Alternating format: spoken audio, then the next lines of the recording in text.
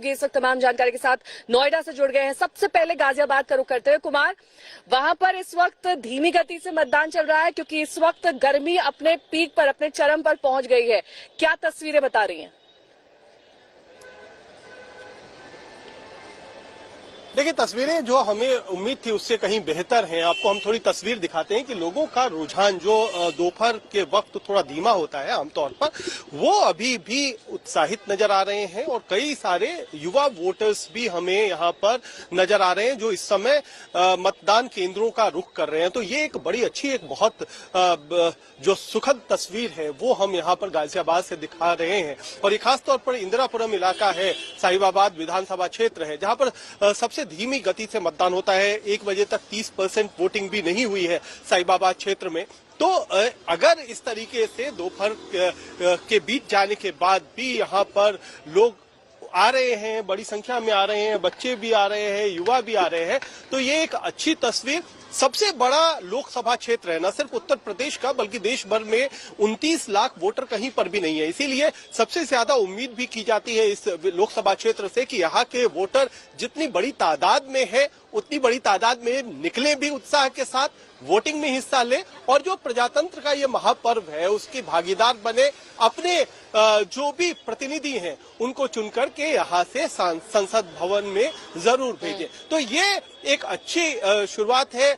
जो शहरी इलाका है, शहरी वोटर जो हम कहते हैं एक बार कि अर्बन एपैथी जो बहुत आमतौर पर गाजियाबाद में इस वक्त लोग जुट रहे हैं मतदान केंद्रों पर। नोएडा की क्या तस्वीर है ये आपको दिखा देते हैं। आशुतोष मेरे सहयोगी वहां से जुड़े हुए हैं लगातार। आशुतोष, वहां की तस्वीरें दिखाइए और बताइए कि कैसे सुबह अर्पिता हमें बता रही थी कि जोर शोर से मतदान वहां पर किया जा रहा है। यही तस्वीर इस वक्त भी दिखाई दे रही है क्या?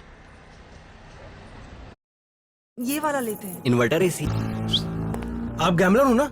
गैम्बलर बेहतर था तो जाहिर है बड़ी संख्या में लोग निकले थे। हाई राइज अपार्टमेंट में ये ऐसा क्लस्टर है कि जहां कम जगह में ज्यादा लोग रहते हैं, तो वो भीड़ ठीक ठाक लंबी लाइन दिखाई दी। लेकिन 10:30-11 बजे के बाद अभी आप जो मेरे पीछे देख पा रहे हैं, आमतौर पर जैसे मैं छोटे छोटे पोलिंग स्टेशन पर सब घूम रहा हूं तो वहां आपको लाइन नहीं मिलेगी, इक्का दुक्का लोग मिलेंगे। लेकिन मतदान का प्रतिशत बहुत बुरा नहीं है। मतलब मैंने अभी जब 1 बजे बात की थी, अब जिस बूथ पर हुई इसी का उदाहरण ले ले तो 1900 कुछ वोटर थे और 1000 से ज्यादा वोट डल चुके थे। तो आप समझे कि 50-55% से ऊपर रह चुका है। तो लाइनें न लगना बहुत स्वाभाविक है। मौसम की मार का आपने जिक्र किया है, इक्का दुक्का करके धीरे धीरे लोग आ रहे हैं। लेकिन हाँ, कई सारे लोग हैं जो उदासीनता उन्होंने दिखाई है, जो लॉन्ग वीकेंड के चलते चले गए। जैसे मुझे समय मिला, मैंने भी अपने मताधिकार का इस्तेमाल किया। साथ ही कुछ पोलिंग स्टेशन पर यह खास चिंता जरूर देखी गई है और हम उम्मीद करेंगे कि जो प्रशासनिक अधिकारी उसका संज्ञान लें। कुछ पोलिंग स्टेशन पर जो लोग काम करने वाले हैं, पोलिंग चुनाव कर्मचारी हैं, उनकी जाहिर है थोड़ी सी रफ्तार कहीं ना कहीं सुस्त है और वो जब उनकी रफ्तार सुस्त होती है तो पूरी प्रक्रिया पर थोड़ा बहुत असर पड़ता है।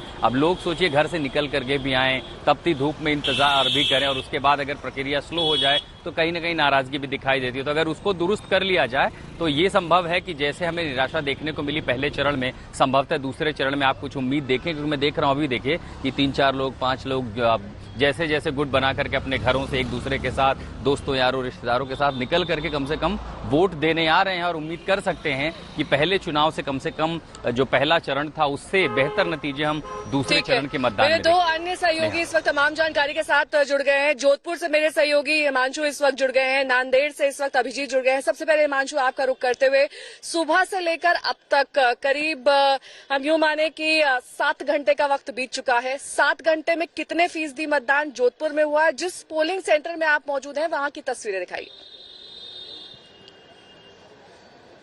देखिए, बिल्कुल जोधपुर में जो है अब 1 बजे के करीब जो है लगभग 30% से ज्यादा का जो है वो मतदान हो चुका है नया। और मैं जिस पोलिंग